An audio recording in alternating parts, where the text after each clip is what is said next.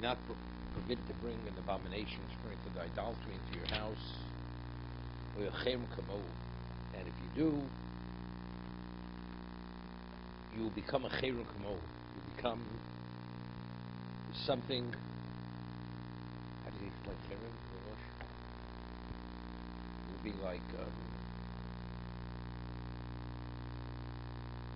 destroyed, banned. Shakit shaksenu, side savenu, kicherebu. You should treat it as something which is detestable, as something which is abominable, kicherebu, because it's banned.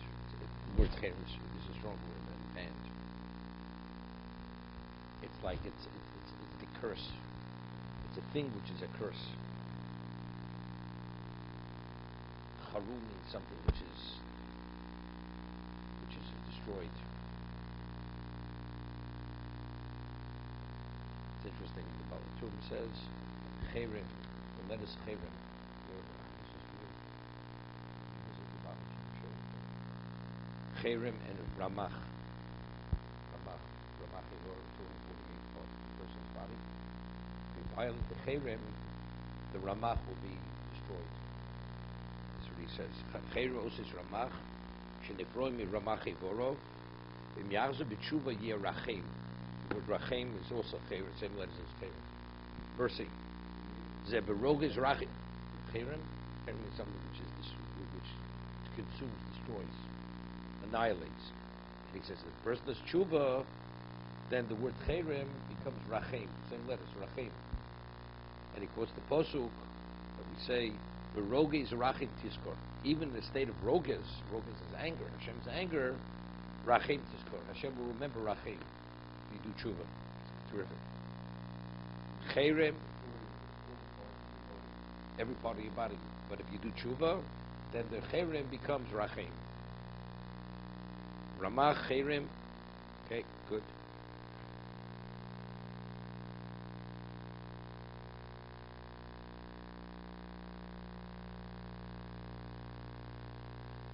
Time in the Abbas Chesed shows three spaces of psukim. He gives a beautiful mashal that if a person lends money with ribis, with interest, what do you person? And because he wants to make, it's an easy way to make money. Also because the degree of greed. A person is greedy, whatever he has, he wants to make more. And so a person thinks he makes more. He recites a pasuk. Not only don't you have more, what you have is destroyed. Even the valid money, the kosher money that you made, even that you're going to lose. Not only you're not going to have the profit, even what you had before is going to be destroyed. He says, what is it now? There's two. He says a person has a hole in his pocket, right? If you have a hole, you lose it all. That's exactly what it is. It creates an opening. Through that, everything's channeled out. Sometimes you have a bracha, everything's channeled in. Here, everything's channeled out. It's like cherem. Remember, I went through somebody who was dead for years ago. This story goes back good 15 years ago. Was an Ashkenazi Jew. Was not Ashkenazi. He was from Edusam, Israel. And he asked Rabbi Pinto to visit the house. So I walked in with Pinto and the son. The wife was there, and these people, they traveled, the Far East, go into the house. They have all kinds of things that they brought back, that they bought, statuettes, and all kinds of glassware, and jade, and everything under the sun. Go into the bed, the father's literally dying in his bed, dying. And they said to the son, you know something? You got to clear out all this stuff. You got to clear it out, You want to have rachmim. With this, you're not having rachmim. It represents idolatry and statues and everything else. You got rid of it. It was worth Chumash Shabbos. Ignorant. It's worth a fortune. In terms of its value. Some of the stuff could have been avodah zarah, could have been, and because it was like antique type things that he bought. The other things were just, pesach. You're not permitted to have a pesach. So you have to damage it. Once you damage it, it loses its value. Again, it's chayrim. You know, person wants to have bracha. It's for sure you can't have that in your house. You have to clear it out. Father died, so it was the mother's possession. It wasn't his possession. It was the mother's.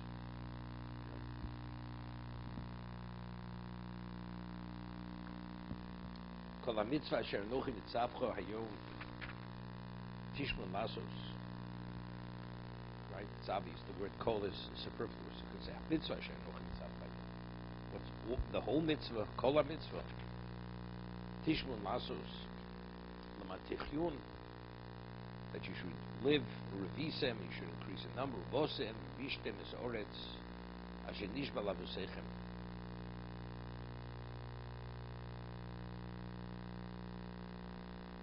It's interesting. He's talking to them then. How far are they from crossing the Yarden? They're not far, right? He says, Kol ha-mitzvah, which I'm commanding you today, you should retain to do. You'll be able to come and to inherit the land. And what do they have to do over here? So we'll see Rashi in a minute. Kol ha-mitzvah pshuto. You have to do all the mitzvahs.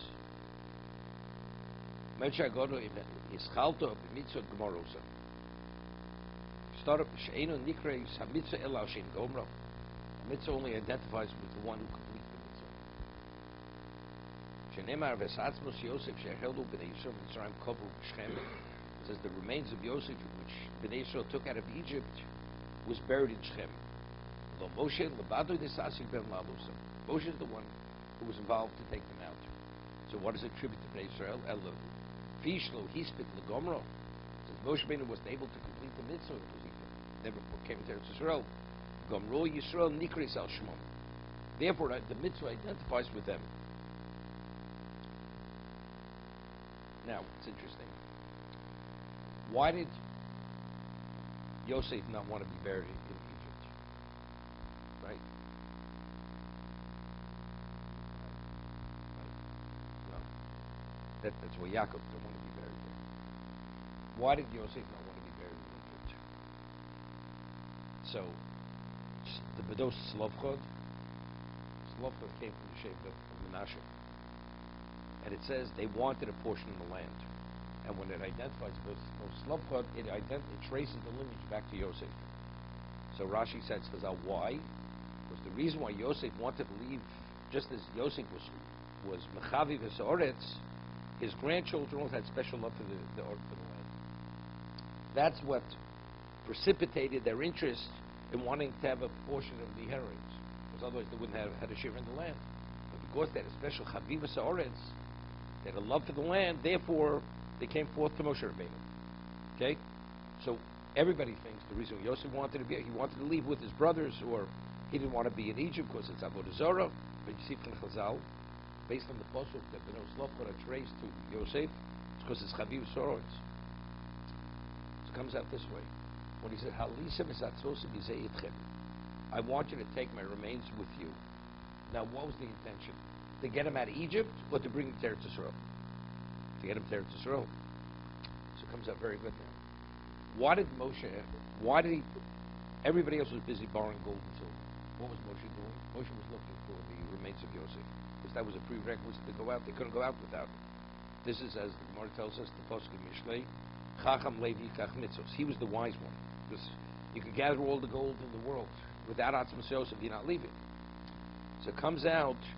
But what was the precondition for Yitzis Mitzrayim?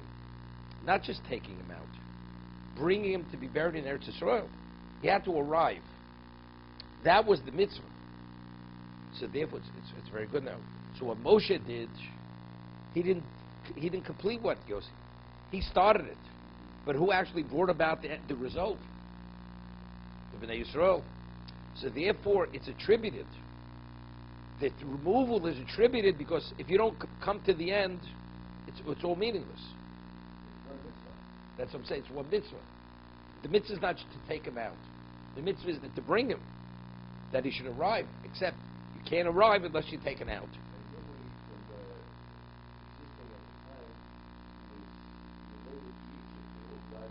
But Moshe Rabbeinu wasn't able to.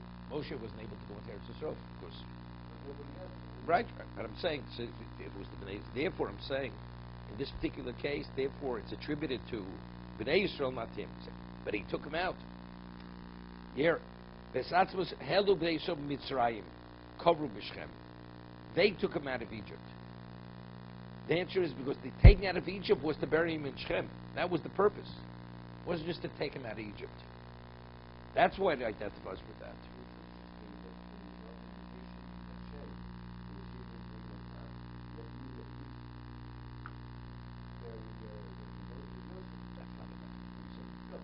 So he says, they'll do it.